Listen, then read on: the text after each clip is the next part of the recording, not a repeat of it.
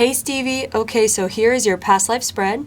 So what we're going to do is look at where you were, what you did with the majority of your time, an important day with the relationship and feelings involved, another important day, relationship, feelings, the death over here, and lesson learned. And we'll get hints of time throughout. Usually we're going to put this away just because based off where we're going. So all I'm going to do is relay to you the images and impressions that are coming through. And your job is going to be to try to make connections where you can based off of what comes through here and your current life, okay? And keep in mind you could be making direct connections and opposite connections. And I'll show you what I mean. I think throughout usually there's at least one that comes through like that. So let's start. Alright, so where we're going, this is the Atlantis and Lemuria card. So this card either represents Atlantis, Lemuria, but also it represents like places that may be non-Earth or this timeline, or like legendary places. Like we've had Avalon come up, things like that. So why I'm saying that is because I feel like we're not really dealing with Atlantis or Lemuria. It does feel like it's another place. And I'm trying to see. So it feels like as I was shuffling, there's something about like this overcasting darkness. Okay, so it's like this place that's almost like where we have daylight and then nighttime. It's like opposite over there. So it's almost like the nighttime is their daytime, and I don't even know if there's daylight, quite frankly, but this feels like another place. Now, just bear with me because, I'm just going to tell you what's coming through, and it may or may not align with what you may believe in at this time, and that's okay. Really, it's going to be about certain features of the life, but I am just letting you know what's coming through in case you do vibe with it.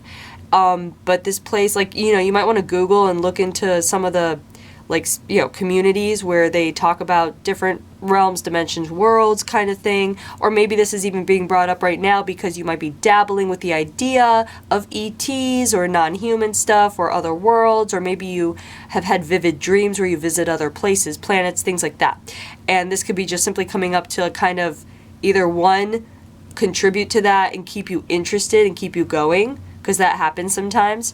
Or two, it's to test your limits, So if you're someone that is kind of not open to that kind of thing, like other worlds, lives on other worlds, lives as non-humans, things like that, this could just be coming up as a way to test you a little bit, to push your boundaries kind of thing. So the best thing to do is just to kind of sit back and see how open you can be with this. But otherwise, if you're open to it, awesome, there's that too. So keep that in mind. So we're going to a place that feels like it is mostly perpetual, what we would call night. And it's not that it's not like, to them it's normal. So to us it might sound like, oh, ominous, but it's not. It's just normal to them is what it feels like. And I've never had anything like this come through, so bear with me.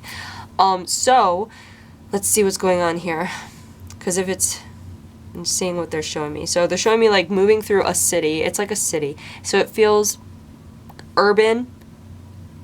Their nighttime, which is their daytime. We're moving through. So there's something about this place where it's okay. So we're looking at people. So these beings, we'll just call them people, whatever. They might be like very humanoid, human, whatever. So something about the eyesight. So compared to us, it's like they have cat eyes, seeing at night kind of thing. So to them, the dark is illuminated. Now, this could be coming through in such a way for you to connect with certain things going on in your life. For example, let's say you're scared of the dark. Let's say you're dealing with things in the dark, or you're having sleep terrors. If you're going through sleep paralysis and you're, that thing where you're stuck at night and you can't move and you're seeing things. So basically, we're also dealing with are you dealing with dark night of the soul, your inner shadows, right? So they could be bringing this up. What it feels like is they might be bringing this up because you might be either one, going through something, having just gone through something, or it's coming up where it's not scary or bad or anything. It's just coming up where it's like you're going to be working with, if you're not already, dealing with the darker side of things. And we think darker is always bad, but it's not, because there's duality. So you have to understand, in order to really harness the light, you have to understand the dark, right? So it's that kind of thing. And I feel like this is what's coming up. It's almost like a message of don't avoid things that might seem scary or might cause pain, because that's where the growth is, and that's where you propel yourself forward, actually. Now, what it's not saying is put yourself in the line of pain and discomfort. It's not saying go make yourself be in pain. What it is saying is it's saying, what is it trying to say? It's like, don't avoid it. There you go. Basically, it's like if you see it coming and you know these are issues you have to deal with inside of you, let's say it's childhood issues coming up, self-worth issues, maybe there was abuse or molestation in your past and you haven't come to terms with it, or maybe you're even just remembering repressed memories, right? So that's what I mean by dark, like things we've gone through that can be traumatic or really hard. And it's about facing those things that are coming up, not burying it down anymore, not being in denial of it, being real and frank with yourself, because you're the only person that can do that with yourself. Because, I mean, and we can also fool ourselves, which is really interesting. So this is basically saying, hey, make sure you're not fooling yourself. Make sure you're not talking yourself out of something, or make sure you're not, again, just like consciously suppressing things that you know you need to deal with. This can also be the kind of thing where it's like, if you're in a relationship and you know it's making you miserable or it's toxic, it's like, don't just focus on the good things about the relationship. Be realistic. If this is a toxic relationship, you need to, it might be painful, but you need to really look and see if it's serving you, and if it's not, you need to leave. Like you need to separate yourself from toxic energy, that kind of thing. So a lot of times this can have to do with like people we love and our family, and it's like sometimes the lesson is we're put in the path of these people that are even addicting, or just feel like we can't live without, in order to learn how to let go of something that feels so important if we know it's not good for us, So that's what I feel like is coming through when they're showing me this dark place, but these people their eyes are illuminated because they see, regardless of the dark. And that's what's going to happen. As long as you face all of your demons, so to speak, you're going to be able to walk through the rest of your life with illuminated eyes. You're going to be able to see the truth quicker, easier. You're going to be able to resolve things within yourself and others much quicker and easier. But you have to make sure that you are starting now, or at least being aware that, like, of all your inner terrain. Just go into your inner landscape and make sure that you are not avoiding things that might, again, be somewhat painful, emotionally, spiritually, physically, whatever. If it's something you have to face in order to move past and grow. And you can usually tell when you will grow from something. It's easy to focus on how hard it's going to be to get through, but you got to focus on the light at the end of the tunnel. And remember, like, once you get past that, the illumination comes, right? So keep that in mind. Just about like making sure you face your fears. Facing fears brings you rewards big time. So keep that in mind. And we're going to go with what you do with the majority of your time here. So this card is the Laborer card. So what was interesting is I feel like we're looking at what we would consider a female aspect here, because I'm not really sure exactly who or what these beings are, except they have illuminated eyes and they're humanoid. And honestly, it just feels like kind of a similar world to ours, really. It's very similar, but it's not. It could be, honestly, I could be tapping into just something like a dimension that is right on the cusp of our timeline.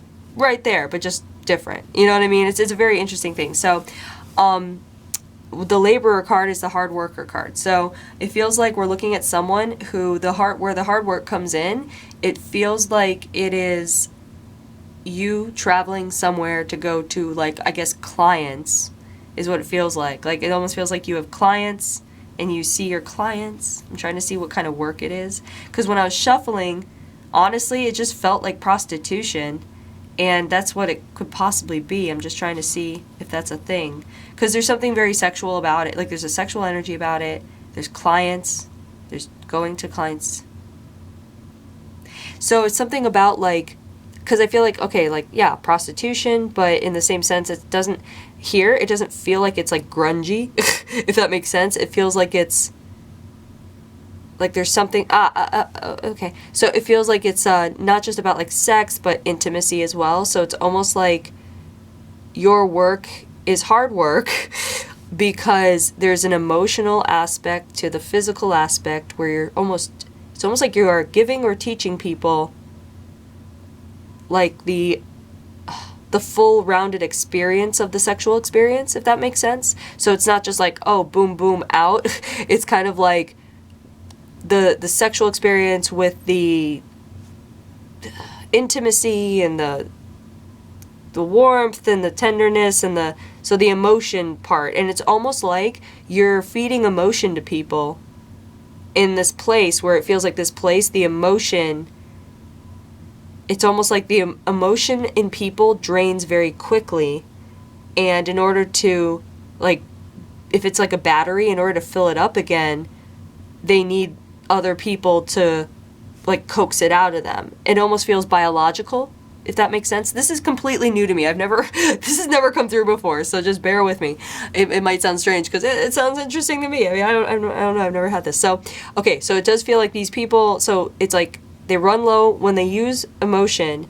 It like drains quickly, and then in order to fill it up, they need people. So this community, this society, I should say, because it feels like a city. It feels like they are very reliant on each other to keep each other built up, to keep each other positive and full of that emotion. So they work together very well, and it's almost a survival feel. So it feels like these people, in order to survive emotionally, because it feels like if they drain the battery all the way, it's almost like death or suicide or something like that. It's almost like there's a movie that's coming to mind. It's called In Time.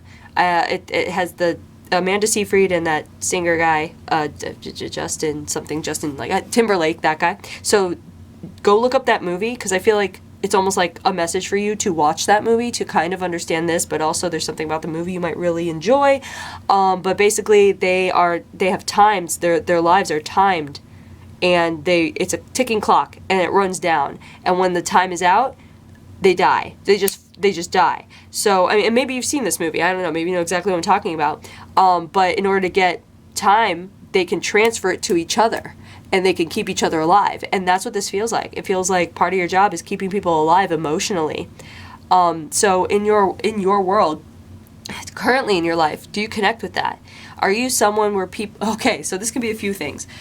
Either one, people can drain your energy very easily. You might find that when you're around people, you can only stand them for a couple of hours or whatever, because they drain you if they're not themselves people who are like you, that help boost emotion.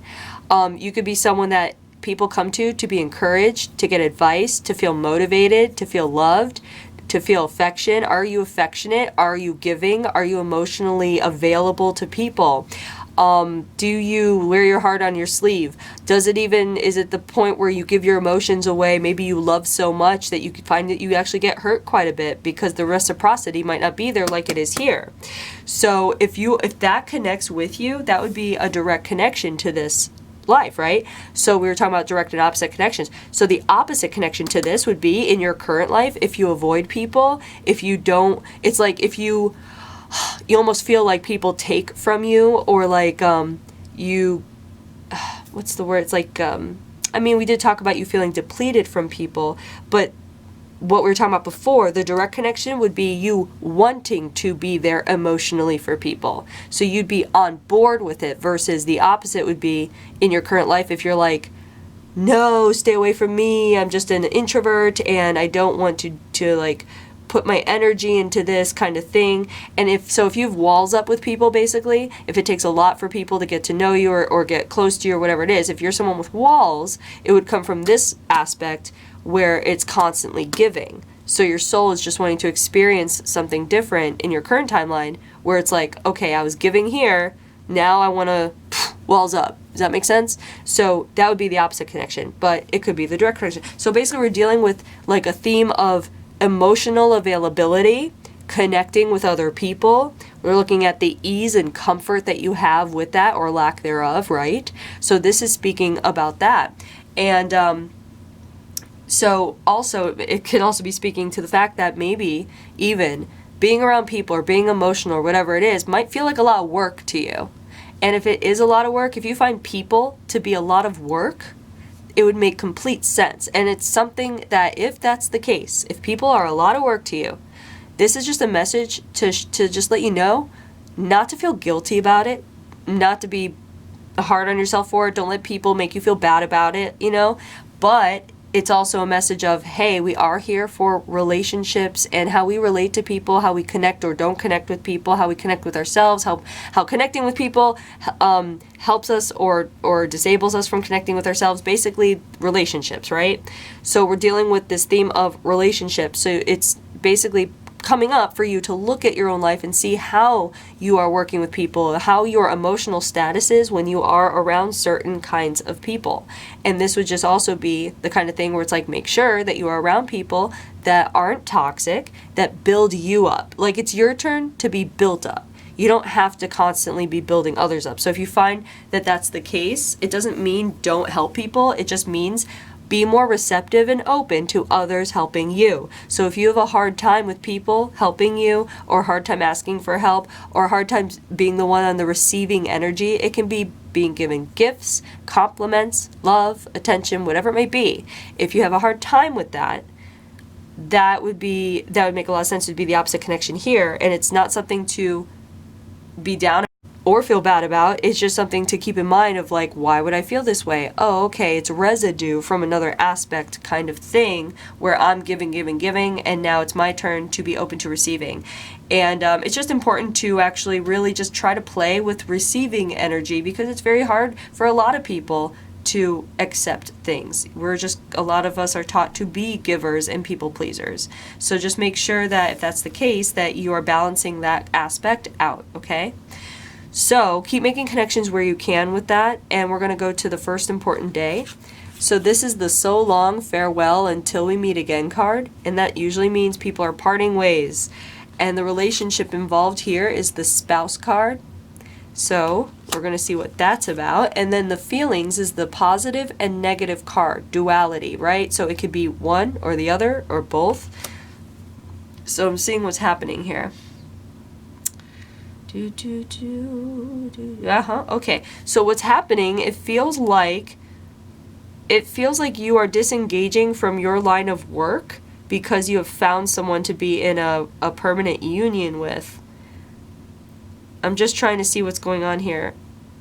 It's almost like the feeling like you didn't have to give up that work in order to have a partner, but you wanted to, because you wanted to experience giving solely, being like the giver and receiver solely of emotion between you and your partner, in a monogamous-y kind of thing is what it feels like. Like almost like you're like, okay, this is the next phase of my life and I want to try something new with this whole emotional thing. So this positive negative comes in because it feels like you had to like talk yourself into it in a sense, because you knew that stepping away from your line of work would also be taking away from your clients, even though there are others that do your work, they can find other people. However, it's just like that guilt thing of like, wait, you know, I'm giving, like, this has been my role, I'm being of service. Should I leave that in order to pursue this? And you do. And it's a really good thing, because this decision comes about, it's not forced, it's all your decision. You sat and you pondered it and you meditated on whatever it is. You came to the conclusion on your own. And I feel like that's very important here. That simply is the most important part, is coming to the solution or conclusion on your own. Does not mean don't ask people for help or don't get other advice or whatever. But it means that even taking other people's advice and input or whatever, you took it in, and you're measuring it all, and you're really feeling it out, and despite everyone's input and your own, you went with what really felt right with your gut. So we're talking about listening to your intuition and starting to tap into that. So in your current life, if you're someone that's like, I wish I could listen to my intuition more, I wish I could, I wish I could hear it more, like other people can hear it, if that's you, this is a message that you already have that ear. Like the listening to your intuition's already there. That's why we see these in these other lives. these things that come up, it's because it's already a part of your oversoul. It's in there. You could tap into anything you know about from another aspect of you because it's a part of you. So it's not something you're learning. It's just something you're remembering, something you already have. So this is just telling you, you already have that connection with your higher self, your intuition, your gifts, your ability, all that stuff, especially when it comes to controlling, like having control over your thoughts and emotions. You have that ability, that discipline, and yeah, the capability of figuring it out on your own in that way. Like the final conclusion, like the final thing was your decision, even though you can take advice from other people. Okay, so keep that in mind, because again, this is just a message. You already know what it feels like to be able to, what's the word? It's like to be able to move through life relying on your own judgment, your own insight, your own feelings, using your emotions as a navigation system within you, that it's very helpful for you to solve problems, to make decisions, to make choices, that kind of thing.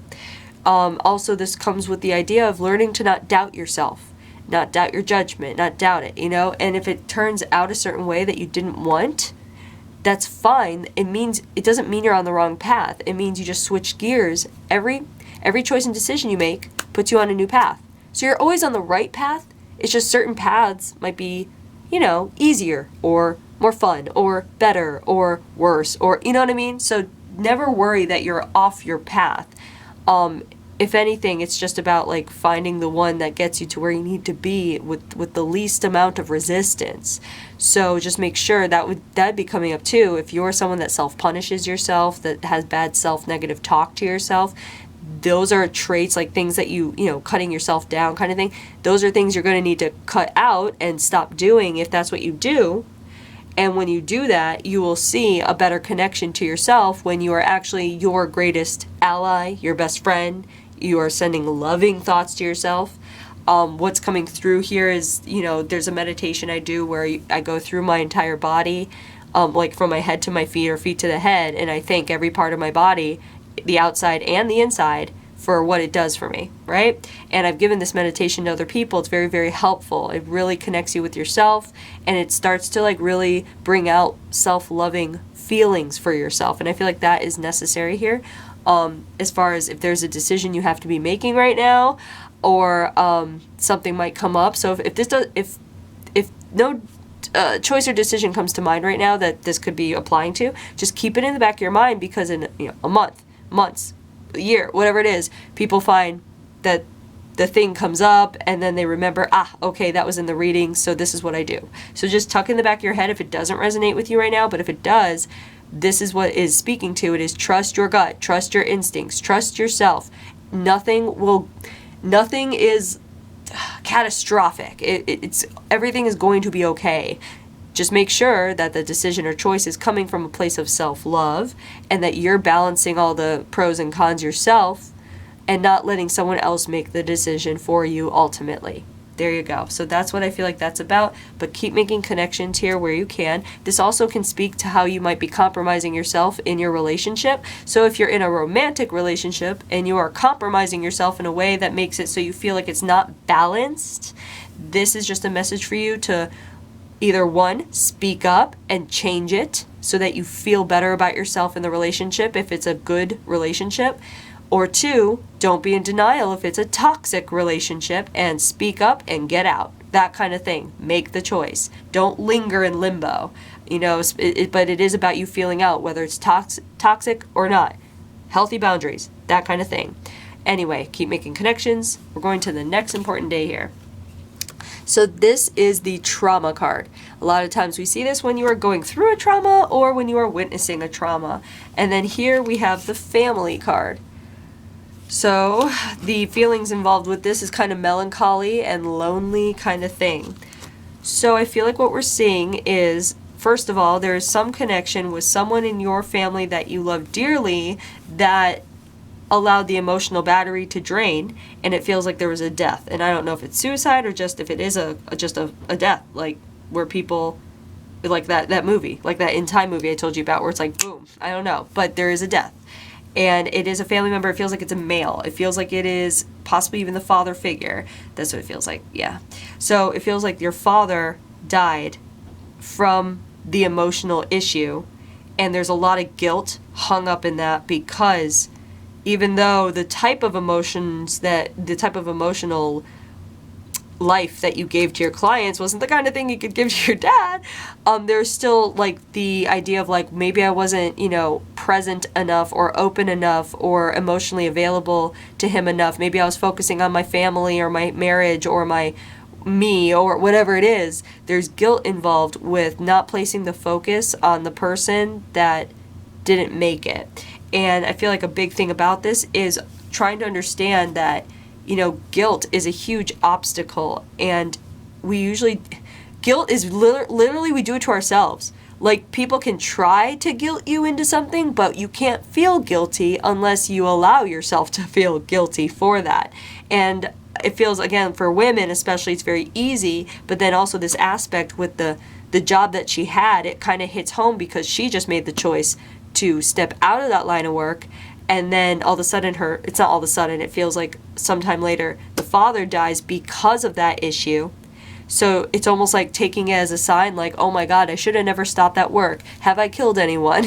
Like that kind of thing. And so there's this over analytical part to the mind, and it feels like in your current life, if you directly connect with that over analytical, spiraling thought, negative thought kind of thing in your mind, it could very well be linked to this kind of guilty residue that you really took upon yourself. No one said it to you. This is all you. It's in your head. So I feel like there's a message in there too to understand when you are creating things in your own mind that is making your life more difficult or stressful, or allowing others, even just like projecting, like reading into someone's look or into someone's text, giving the inflection to a text, or reading into what someone says, like not really understanding, like people have bad days and they throw out barbs at people because they're having a bad day. It's projecting, you know what I mean? So it's almost like if you're someone that is taking all of this into you and you are like perpetuating an inner landscape of like guilt or shame or I shoulda or I'm not good enough or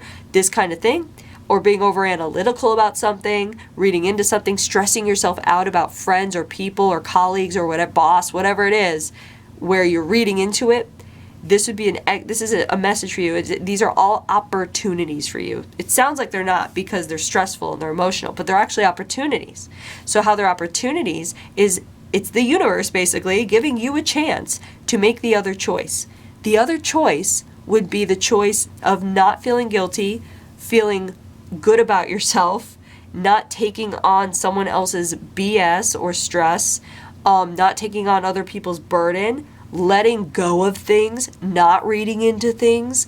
And what we're talking about essentially is changing your thought patterns. So if you vibe with this, if this resonates with you, this would be a message of you are in control and you have the ability to change your thought patterns in order to live a life that is less stressful, less guilt-ridden if it is, less spiraling thoughts, that kind of thing. It's about where you place your focus. So if you really learn to be in the present moment and place your focus on the things that bring you joy in that moment, it's very helpful. It doesn't mean you're going to be in this perpetual, state of bliss and joy and stuff. Like, that's impossible. We're human. But it is about training your mind to look and like to get out of the way it's stressing you out and to like switch gears to learning to more automatically think in a certain other way that's more positive, if that makes sense. So this can also speak to if you hold any guilt about someone's passing. Do you know someone that's passed and you have guilt about it? So now that I say that, I do have to mention when I shuffle the cards and stuff, I get hits coming through sometimes, and I just like to mention them now because I used to not mention them in case they were just, because this is all like a growing thing for everyone that reads stuff or whatever. You're learning constantly and you're growing all the time. So just bear with me. What came through was there was it felt like a small boy, a dark-haired boy, a child, just like a boy child that came through, and it felt like spirit. So I don't know if that relates to this, because this could very well, this aspect very well feels like there's a child involved here, at least one. Or if that came through for you in your current life, it felt like, again, it was a boy child, probably felt like no older than like 7-ish or 8, like that kind of thing. Dark hair.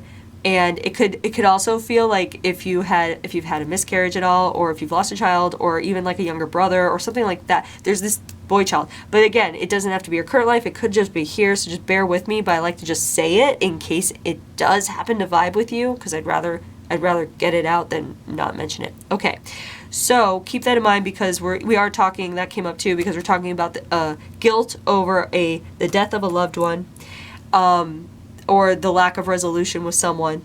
So this could also be speaking to that in your life if you are going through something where there is either a death or the lack of resolution with someone that you know you probably will never talk to again, because for whatever reason. This is just coming to show you that you can find self-resolution yourself. It's the kind of thing where you know, when you give forgiveness, it's really not about that person, it's for you.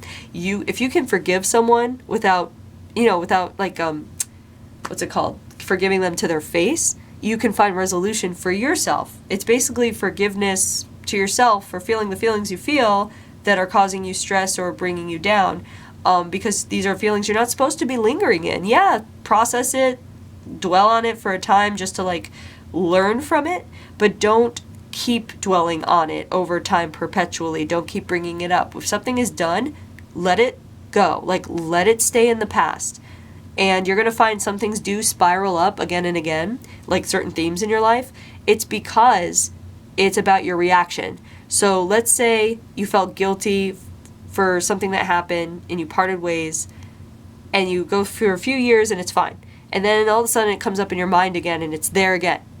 Well, how are you going to react to it? Are you going to react to it with the fervor that you first reacted to it with, like all the guilt and the shame or the stress or the anger, whatever it is? Or are you in a place now in your mind where you can kind of practice that non-attachment, step back, look at the bigger picture and think, oh, okay, I'm in a better place now. I don't feel guilt or shame about this anymore. That's interesting. You know what I mean? Like that kind of thing. You're going to find it's very interesting when things come around and you've worked on yourself, how you react to them again. It's more loving, it's more forgiving, it's more kind of objective. You're not so attached. So there's also that idea of looking into the theory of non-attachment, which doesn't mean you don't care. It just means that you are more like just taking an observational thing, like a viewpoint where you're not so invested, where it's kind of more of a, how would you say it? Not like it could be like an enlightened stance, or more of like the objective stance. It's a wisdom. It's being wise, looking back at things from the past and looking at it now. You have more of a wisdom because you've grown so much for it, right? Or from it. So keep that in mind as far as how you are allowing your emotional landscape to develop when it comes to certain people in your life or certain things that have happened. Make sure that you are moving towards moving in the direction of letting it go rather than clinging on there. So keep making connections here where you can. And we're going to go ahead and move to the death. So the death card. This is the natural card. So it just means you died naturally. I'm trying to see what's happening here. So yeah, it feels like you do at least have a child in here. I mean, you stay married. It feels like there's a debate about whether you should go back to the job, and you don't, because you're a different person now. So it is, again, playing with the idea of you can't go back. Like, you just can't go back, and sometimes we want to go back. So if this is resonating with you at all, the idea of wanting to go back, looking through a rose-colored filter at your past, but realizing it wasn't all roses and, butterflies and sunshine. Like, there's always stress in your life, but we tend to look at the past with, like, golden, like a golden aura about it. It's not always that way. So just, it's like, make sure that, again, that you are not dipping back into the past. You're just moving forward. It feels like you do I'm trying to see an age, because I don't even know how long these kind of people live. But it feels like we're looking at someone who is much older. I guess we would call like a grandmother. Like, there's like no doubt that she would be a grandmother if she had children. That's how old. So you live a long and full life. And it feels like after this, there's really not a whole lot of trauma or like things that come up where it's like, this was the big one and it took a long time for you to let go, but you did. You were able to see. It just took a long time. So that's all it is in your current life. If it feels like it takes you a longer time than the other people for the process, the emotional process of letting go, grieving, whatever it might be, don't be hard on yourself. It's perfectly fine. I guess that's what's really important is you're not hard on yourself. You just realize it's okay to have a process to things as long as you get to the end of the process and are able to let go and don't cling and don't dip back into the past. That's what it is. But yeah, I'm just trying to see the death, honestly, because sometimes when they don't show me the death, it doesn't matter. Because if it's just saying it's a natural death, really, it's like you probably just die in your sleep. Because they're just showing they're showing me like a light day, which is interesting. So it's almost like, it feels like you die on a day when the light comes out, which is really interesting. Because it feels like it's more perpetual darkness, like I was saying, like perpetual night. And it's almost like, have you heard about that like Alaska town where it's dark for 28 days and then like the rest of the year it's light out? Or there's like a period, or there's like a period where it's like light for 2 months or something, and like no matter what, even at like 2 a.m. That's what it feels like. It's like a weird time in this world where the light is out and it's for a very short duration, and that's when you choose to pass, which is significant. It feels like someone coming out of the dark into the light, and once they finally reach the light, it's time to transition into the next phase of your existence, is what it feels like. It's kind of a beautiful feeling, quite frankly. So it feels like everything here, it feels like there's something that's tidily wrapped up in the sense where you are ready to go and your soul chose a kind of momentous time in this planet's or this place's existence to go, and that was during the light. There's something very significant too, I feel like, in this culture, where if you choose to go, or like if you do end up passing away during that period of light that they get, which is very rare, then there's something very special about that too. So that's kind of interesting. So actually, a little connection you might be able to make to this would be if you are someone that likes to pick special days. It might sound random and weird, but if you're someone that is particular about when you do things, like, oh, it's the full moon, I want to do this, or oh, it's the equinox, or oh, it's, that kind of thing. So if you're someone that takes notice of special days, and it can even be particularly on days when there are natural phenomena occurring, if that's very special to you too. So that could be a connection. Doesn't mean anything really, but it would be a connection. So here we're getting to the lesson card, the Dream Big card. And this card is really great because what's excellent is, so here you were able to follow your dreams. You were able to listen to your intuition. You did the work you did, and you really liked the work. Like, you loved it. And then when you decided that you were ready to have a family or ready to have a union, you found the right, then you followed that dream. Boom. And it's funny because what I feel like is coming up, it's like, oh, dream big. Well, people have different ideas of what dreaming big is. To someone, finding that person, that the love of their life, is the biggest dream they could ever accomplish, right? So to other people, it's, oh, I pursued a career to the utmost and da-da-da-da. You know what I mean? So what looks big to people is different. It's all subjective. So it feels like here you did dream big. You followed your heart with the career. Then when you wanted to change, you did. So basically it's like this, it feels like this message of do what you want to do. Like, it feels like a big message of making sure that you are doing what you want to do. It's important that you do that and you don't let other people hold you back, because that is not part of who you are or part of your path in this life or part of the lesson in this life too. Just because the lesson Dream Big was a lesson here doesn't mean it's not the lesson in your current life. And everything we went over, I feel like, is kind of a formula in a sense. It's kind of telling you what you need to do to work on yourself, to work with people around you, who you're with, who you're allowing your energy around, that kind of thing. As long as you take stock of all of this it's going to allow you to accomplish whatever it is you want to accomplish. And also the idea, don't let other people put dreams in your head for you. Again, if your big dream is to work behind a desk and answer phone calls, like, I know it sounds like that might not be someone's dream, but if it's your dream, that's your dream. Don't be ashamed of your dream, even if it's small. What people might see, oh, that's not really a dream. It's like, no, just make sure that you're doing what you want. It's that important. Okay, so let's see if there's anything else here as far as yeah, so just keep making connections where you can with everything we went over. And there's your past life. I hope you enjoyed it. I hope you're able to make some connections. Thanks for letting me read you, and if you have any questions, you know how to reach me, okay? All right, have a really good day.